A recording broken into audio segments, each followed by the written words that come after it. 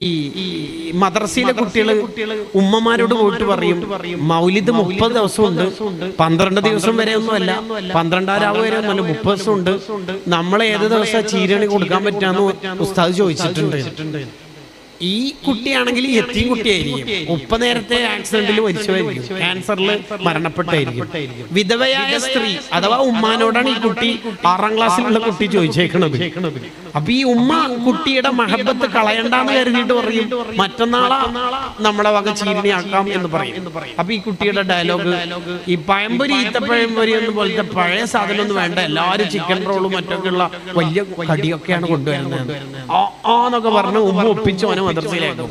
കിച്ചണിൽ വന്നിട്ട് ഈ ഉമ്മ റസൂലുള്ളാഹിനോട് ഒരു മെസ്സേജ് കരഞ്ഞിട്ട്, മുത്തുനബിയെ വീട്ടിലെ ചെലവ് തന്നെ ഒക്കണില്ലല്ലോ, കുട്ടികൾ ഇങ്ങനെ വലിയ ചീരൊക്കെ പറയും, നമ്മൾ എന്താ ചെയ്യേണ്ടത് എന്ന് ചോദിച്ചിട്ട് ഒരു കരച്ചിലുണ്ട് അവരുടെ. ഇഷ്കിൽ ലയിച്ചൊരു കരച്ചിൽ. അരി അരക്കും ഏതായാലും 15 രൂപ വന്ന ആ കല്ലി ചീത്തപ്പഴൊക്കെ കിട്ടും, പഴയ മോഡല്. 15 രൂപ പാവങ്ങളുടെ അടുത്തില്ല. ഒരു 15 ഉണ്ടെങ്കിൽ നേന്ത്രപ്പഴത്തിന്റെ 1/4 കിലോ പകുതിയൊക്കെ കിട്ടും, 1/2 കിലോ ഒക്കെ കിട്ടും. ഏത്തപ്പഴം ഈത്തപ്പഴം പോയി ഒന്നും അവർക്ക് ആക്കാൻ കഴിയില്ല. അരി അരച്ചിട്ട് അവര് ലാസ്റ്റ് കണ്ണീരൊക്കെ ഉറ്റുന്നുണ്ടാവും. അരി അരച്ചിട്ട് ലാസ്റ്റ് അവർ മഹബത്ത് ഉള്ളിൽ ഒളിപ്പിച്ചു വെക്കുന്ന ഒരു രംഗമുണ്ട്. അന്നും അവൻ മദ്രസയിലേക്ക് പോകുമ്പോൾ പറയും, ഉമ്മ അടിപൊളി ചീരണി കൊടുത്തേക്കണേ, കടി കൊടുത്തേക്കണേ, ഞാൻ മദ്രസയിൽ പോവാണ്, ചീരണി എടുക്കാൻ ഇന്നാളൊക്കെ വരും, കുട്ടികളെ അവരെയാണ് ഉസ്താദ് നിശ്ചയിച്ചത്, ആ മോൻ പോയിക്കോളി എന്നൊക്കെ പറയുമ്പോഴും ഉമ്മയുടെ കണ്ണിൽ വെള്ളം നിറഞ്ഞ് അവൻ കാണാതെ തട്ടം കൊണ്ടിങ്ങനെ തോർത്തുണ്ടോ.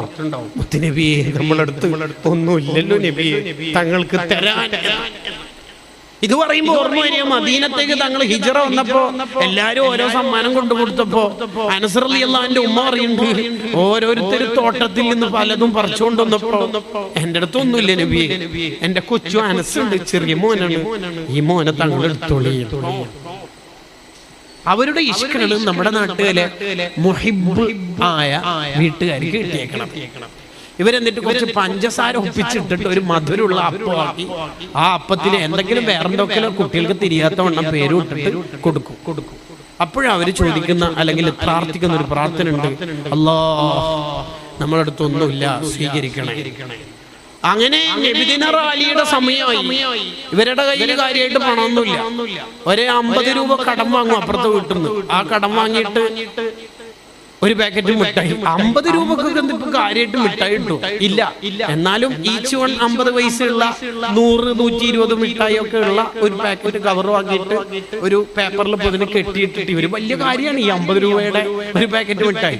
ഈ 3 യത്തീം മക്കള്, ഒന്ന് പാല് കുടിക്കുന്ന, ബാക്കി 2 കുറച്ച് വലുത്, അഥവാ 6ാം ക്ലാസ്സിലെ മൂത്ത മോനടക്കം ഈ 3 തല ഒഴിഞ്ഞിട്ട് ഈ ഉമ്മ ദ്വാരക്കണ ഒരു ദ്വാരുണ്ട്, ഒന്നുമില്ല നബി സ്വീകരിച്ചേക്കണേ. പണക്കാര് വലിയ ഐസ്ക്രീമും ഗാലക്സിയും ബോണ്ടിയും വലിയ ഫ്രൂട്ടിയും ഒക്കെ കൊടുക്കുമ്പോ ഈ സൈനബാക്കിലെ കൊടുക്കാനുള്ളൂ, ഉറപ്പ് സ്വീകരിക്കും. അവരുടെ മഹബത്ത് ഖൽബിൽ നിന്ന് വരുന്ന മഹബത്ത്, ആ ഇഷ്കാണ് നമ്മുടെ ഖൽബിൽ നിന്ന് വരുന്നത്.